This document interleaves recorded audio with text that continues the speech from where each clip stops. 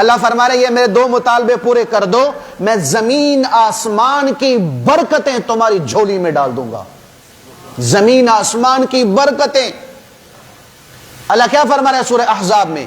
لو ان اہل القرى آمنوا واتقوا، اے میرے بندو دو کام کر لو، اے میرے بندو صرف دو کام کر لو، دو کام۔ پہلا کام ایمان لے آؤ، ایمان لے آؤ۔ الحمدللہ ہم ایمان والے ہیں، مسلمان ہیں، اللہ کو مانتے ہیں، رسول اللہ صلی اللہ علیہ وسلم کو مانتے ہیں، اور ایمان کے لیے جتنی ضروریات ہیں سب تسلیم کرتے ہیں۔ تو ایک صفت تو ہم میں پائی جا رہی ہے، دوسری صفت کیا ہے جو اللہ کہہ رہے ہیں؟ ایک شرط ہم میں پائی جا رہی ہے، دوسری شرط اللہ کیا کہہ رہے ہیں؟ ایک مطالبہ تو پورا ہو رہا ہے، دوسرا مطالبہ اللہ کا کیا ہے؟ اللہ فرما رہے دوسرا مطالبہ کیا ہے؟ واتقوا، تقوی اختیار کر لو، تقوی اختیار کر لو۔ تقوی کا لفظ تو ایک ہے، مفہوم بڑا وسیع ہے اس کا۔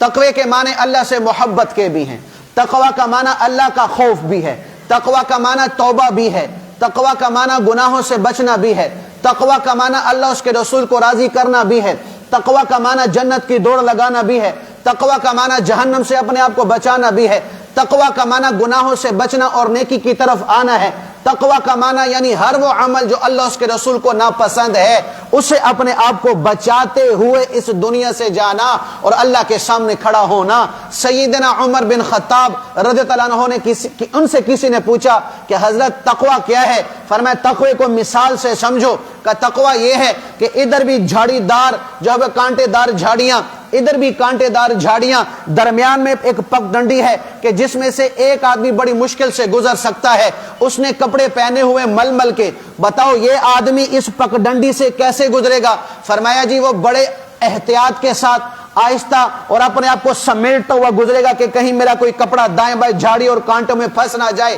فرمایا یہی مثال ہے اللہ کی طرف سے تقوی کی کہ یہ جھاڑیاں کانٹے دار یہ اللہ کی طرف سے حرام کردہ چیز ہیں، یہ اللہ کی طرف سے مقرر کردہ گناہ ہے کہ بھی ان گناہوں سے بچنا ہے، ان حرام چیزوں سے بچنا ہے، اور یہ پگڈنڈی سیدھا راستہ ہے۔ اس سیدھے راستے پہ چلتے ہوئے جو اپنے آپ کو ان حرام چیزوں میں پھنسائے بغیر ان سے بچتے ہوئے جو پار ہو گیا یہ متقی ہو گیا، اللہ کے دربار میں تقوی والا بن کر پیش ہو گیا، اور اس متقی کے لیے اللہ نے جنت تیار فرما دی ہے۔ تو تقوی اس کا معنی، اس میں ایک معنی توبہ بھی ہے۔